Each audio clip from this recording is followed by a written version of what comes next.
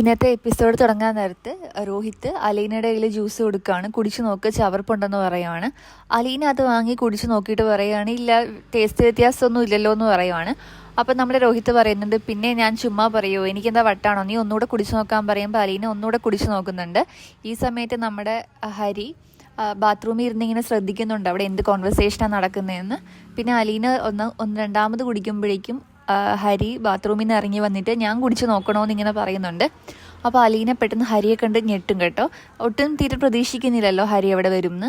അപ്പോൾ അലീനയ്ക്ക് എന്തോ അപകടം ഉണ്ടെന്ന് മനസ്സിലാവും. അലീന പോകാൻ വേണ്ടിയിട്ട് വാതിൽ തുറക്കാൻ വരുമ്പോഴേക്കും നമ്മുടെ ഹരി അതിന് ഫ്രണ്ടിൽ കയറി നിൽക്കും. എന്നിട്ട് വാതിൽ ലോക്ക് ചെയ്യും. എന്നിട്ട് പറയും, നീ അങ്ങനെ ഒന്ന് പോയാലോ, ആളി കത്താതിരിക്കാൻ പറയും. വാതിൽ തുറക്കാൻ പറഞ്ഞ് അലീന ബഹളം വയ്ക്കാൻ നേരത്തിട്ട് അപ്പോൾ നമ്മുടെ ഹരി പറയും, ഈ ജ്യൂസിനകത്ത് മയക്കുമരുന്നുണ്ടായിരുന്നു എന്ന് പറയും. അപ്പോൾ അലീനയ്ക്ക് ആകപ്പാടെ തല ഇറങ്ങുന്ന പോലെയൊക്കെ തോന്നും.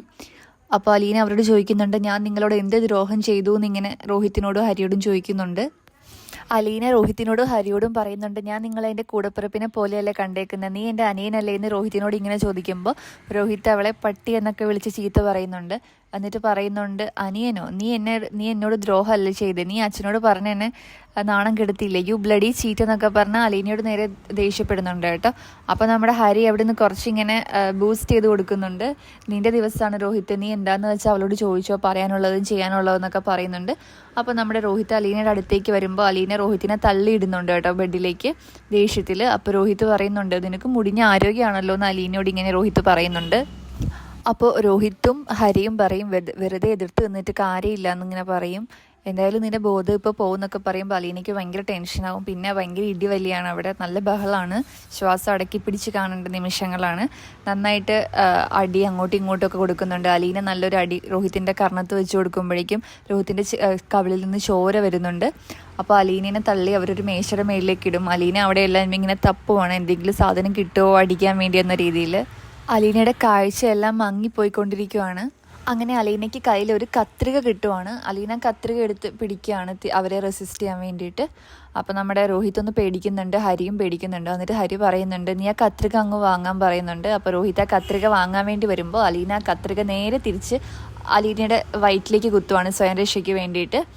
അപ്പോൾ നമ്മുടെ മുത്തശ്ശി അവിടെ കിടന്ന് അലീന അലീന എന്നൊക്കെ വിളിക്കുന്നുണ്ട്. കുറേ നേരമായല്ലോ അലീനയെ കണ്ടിട്ട്. അപ്പോൾ ഇത് കാണുമ്പോൾ രോഹിത്തും ഹരിയും അലീന സ്വയം കുത്തുന്നത് കാണുമ്പോൾ ശരിക്കും പേടിച്ചു പോകുന്നുണ്ട്.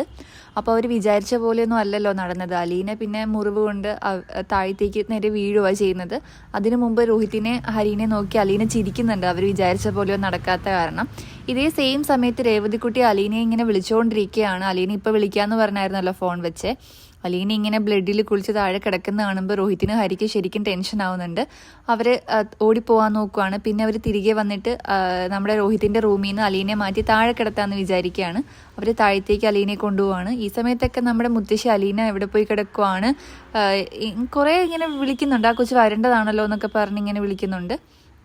അപ്പോൾ നമ്മുടെ രോഹിത്ത് അലീനെ താഴെ എത്തിക്കഴിഞ്ഞിട്ട് അവിടെയൊക്കെ ഫുൾ ക്ലീൻ ചെയ്യുവാണ്, ബ്ലഡൊക്കെ തുടച്ച് കളയുവാണ്, മുറി ക്ലീൻ ചെയ്യുന്നു, അലീനെ വലിച്ചുകൊണ്ട് വന്ന വഴിയൊക്കെ ക്ലീൻ ചെയ്യുവാണ് കേട്ടോ.